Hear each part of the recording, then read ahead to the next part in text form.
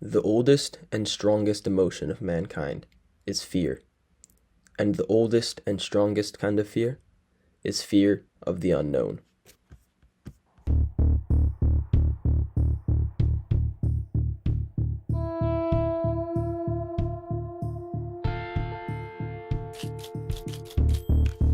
When we think of horror games, we often imagine monsters, jump scares, or blood-soaked corridors.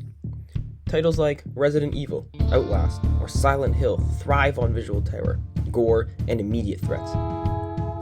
Firewatch, however, takes a completely different approach.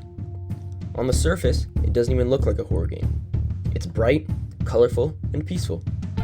Yet beneath this calm exterior lies the greatest example of unconventional horror, crafted through isolation, uncertainty, and the human mind itself.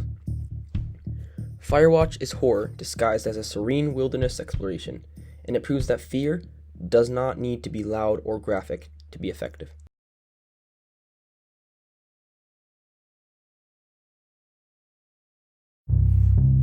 You play as Henry, a man retreating to the Wyoming wilderness in 1989 to escape personal turmoil.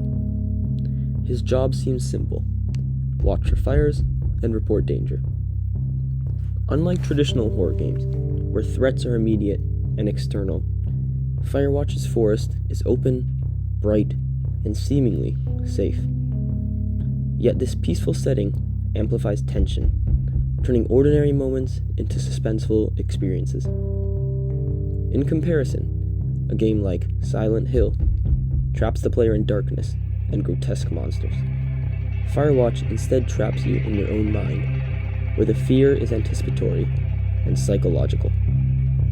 Here, the horror is subtle, emotional, and entirely internal.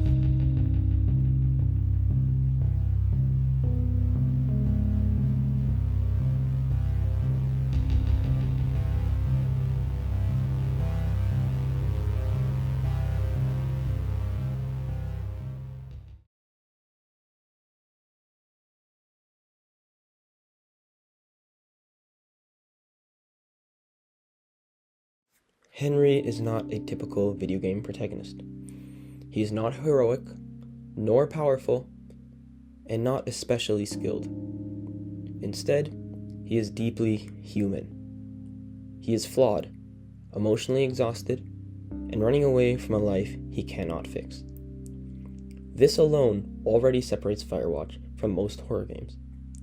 In traditional horror, protagonists often exist to survive or overcome terror. In Firewatch, Henry exists to endure it emotionally. The first person's perspective plays a crucial role in reinforcing this. In games like Outlast, first person is used to make jump scares more immediate and enemies more threatening.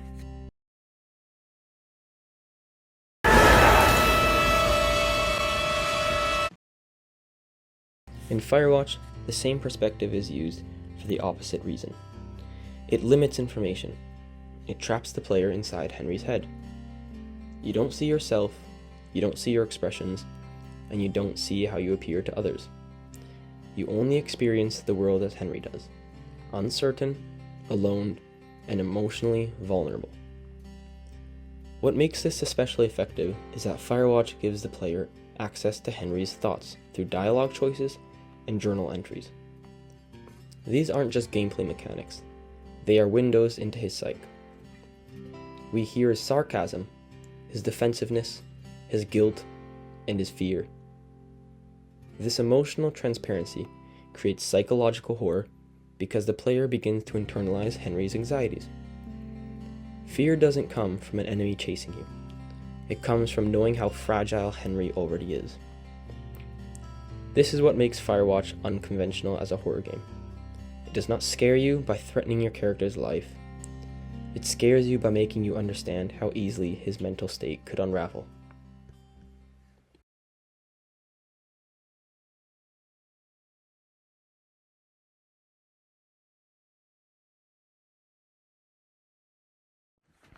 Firewatch has no visible monster, and that absence is intentional.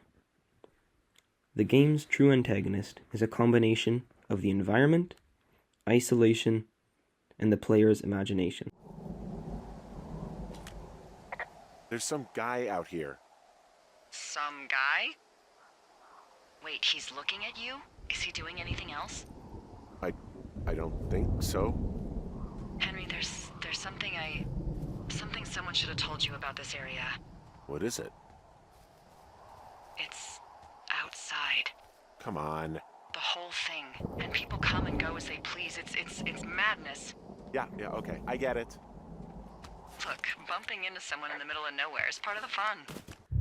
This is a major departure from traditional horror games like Resident Evil or Silent Hill, where fear is created through clearly defined threats. In Firewatch, danger is ambiguous. The forest is massive, open, and quiet. These qualities should make it feel safe, yet they do the opposite. The emptiness becomes oppressive. The silence becomes unsettling. You are constantly aware of how alone you are. Psychological horror thrives on uncertainty, and Firewatch uses this expertly. When you hear a noise in the trees, the game does not explain it. When you find footprints, the game does not immediately contextualize them. Your mind fills in the gaps. This is far more effective than showing a monster outright, because it allows fear to grow organically. Compared to a game like Amnesia, which relies on distorted environments and sanity mechanics, Firewatch keeps the world grounded in reality. Nothing supernatural ever truly happens. And yet, the fear feels real because it is rooted in believable human anxiety. The forest is not evil, but it does not care about you. That indifference is terrifying. Firewatch proves that horror does not need an enemy. Sometimes the fear comes from being alone with your thoughts for too long.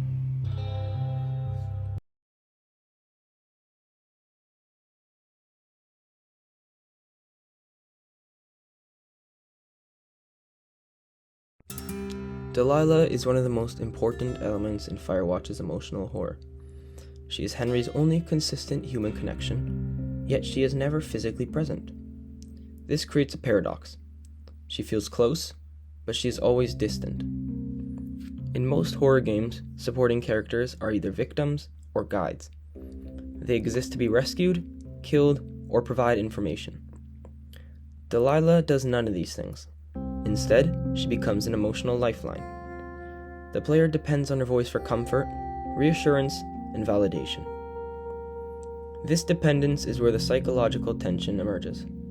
Because Delilah exists only as a voice, the player must trust her blindly.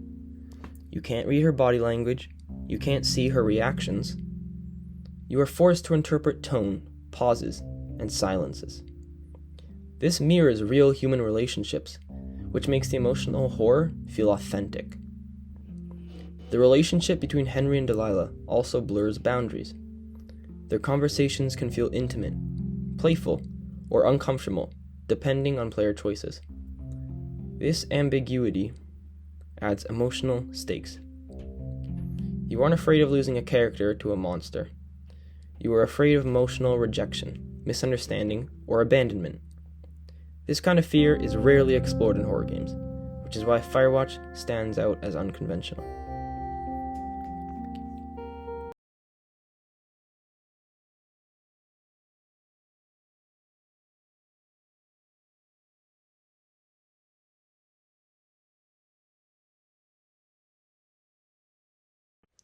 Firewatch relies heavily on symbolism to convey its horror. The lookout towers are perhaps the most obvious example. They physically elevate Henry above the forest, but emotionally, they isolate him even further. He can see everything, yet he is disconnected from it all. Fires serve a dual purpose. On a literal level, they represent danger. On a symbolic level, they represent Henry's unresolved emotions. Fires are destructive, uncontrollable, and consuming, much like grief and guilt. Henry is watching for fires, but he is also avoiding confronting the emotional fires in his own life. Every small detail carries symbolic weight.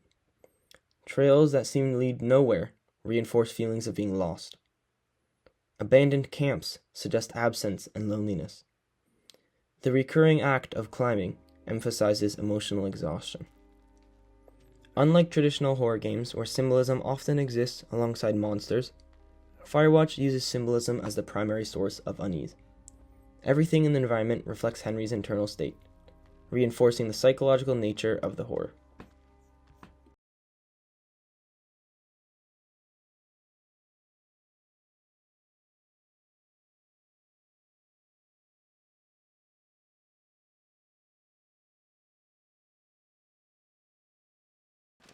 Firewatch's environment is deceptively beautiful. Bright colors, warm lighting, and scenic views create a sense of calm. This is the opposite of what we expect from horror games, which often rely on darkness, decay, and confinement. This contrast is intentional. By presenting a world that looks safe, the game disarms the player. When unsettling moments occur, they feel more jarring because they break that illusion of safety. Daytime and nighttime function differently. During the day, the forest feels open and peaceful. At night, it becomes unfamiliar and threatening, even though nothing about it has physically changed. This reinforces the idea that fear comes from perception rather than reality. Firewatch uses openness instead of claustrophobia to create fear. The fact that there is so much space, yet nowhere to go, is deeply unsettling. It is emotional horror rooted in helplessness rather than danger.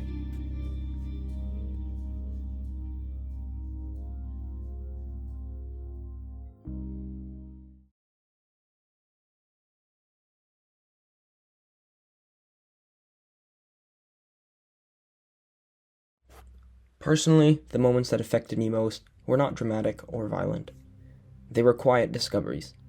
Finding a note, hearing an unexpected voice, realizing that something feels off, but not knowing why. Unlike traditional horror games, Firewatch does not give you adrenaline-driven fear. It gives you lingering discomfort, the kind that sits with you and makes you question what you think you know. These moments are powerful because they reflect real human anxiety. Fear of being watched, fear of misunderstanding a situation, fear of being alone with your thoughts. Firewatch taps into these universal emotions, making its horror deeply personal.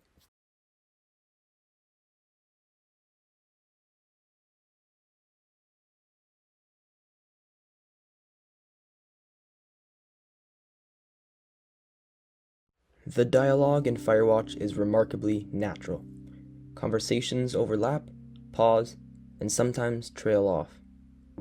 This realism strengthens emotional immersion. It makes the relationship between Henry and Delilah feel authentic rather than scripted. Music is used sparingly, which makes it more impactful. Instead of signaling danger, it underscores emotion. Silence is often more effective than sound, allowing tension to build naturally. Compared to horror games that use loud audio cues to provoke fear, Firewatch trusts the player to feel discomfort without being told when to be scared. When compared to traditional horror titles, Firewatch stands apart because it refuses spectacle. There are no monsters to defeat, no weapons to master, and no jump scares to anticipate.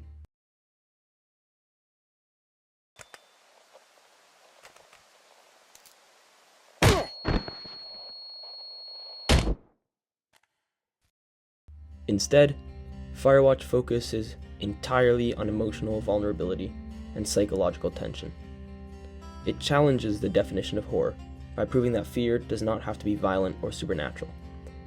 Firewatch is unconventional because it asks the player to sit with discomfort rather than escape it.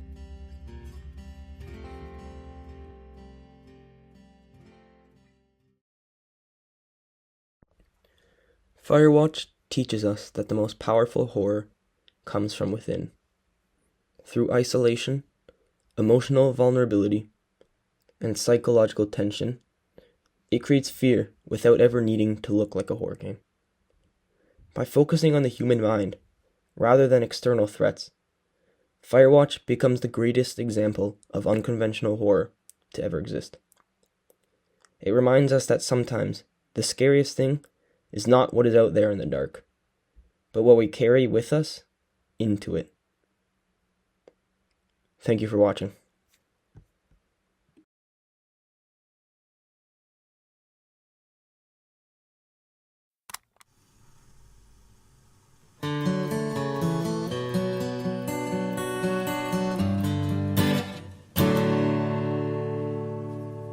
I'm headed off to Shoshone, where the birds and the bees won't know me. Man and war won't exist no more, and there ain't no gals to keep no score. I'm taking off for the woods, to a place where there ain't no shirts. Don't need no books or ponds or the ponderosas. Don't need no lady or marry the Mariposas. Can't waste no time in getting there. I'll do 80 down, 80 without a prayer. Don't need no gal, I'll spruce up for the spruces. Don't need no pal, I'll change my mood up for the mooses. Headed off to old Shoshone, where the birds and the bees won't know me. Men and war won't exist no more, and there ain't no gals to keep no score. And if you're wondering where's my aspen, it's been cavorting amongst the aspens. Don't need no grass, I'll get altered among the alders. Don't need no mass, I'll grovel before the boulders.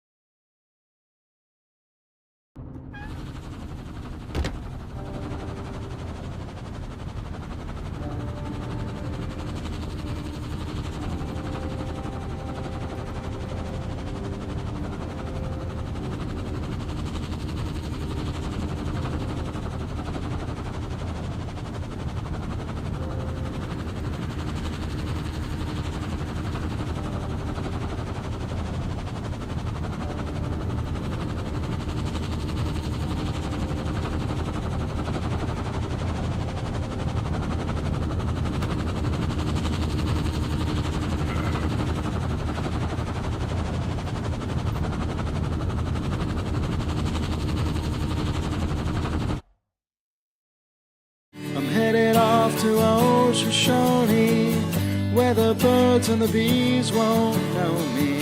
Men and war won't exist no more, and there ain't no gals to keep no score. I'm headed off to old Shoshone, where the elk and the owls won't know me, where there ain't no judges to whom I gotta plead, 'cause I can be me in old Shoshone.